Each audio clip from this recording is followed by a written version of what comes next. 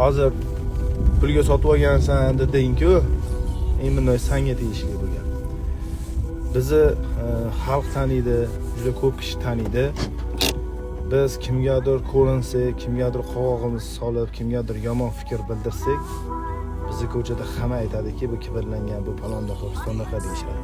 Biz majburmiz qo'limiz so'ksimizda sizlarga yaxshi gapirgani yo o'sha odam yaxshi gapirgani. To'g'risi. Prosta bunaqa gap so'z, sotib oldi, sotmadi degan gap so'z kerak emas bizga. Aka, $100,000 bermaydimi? $100,000.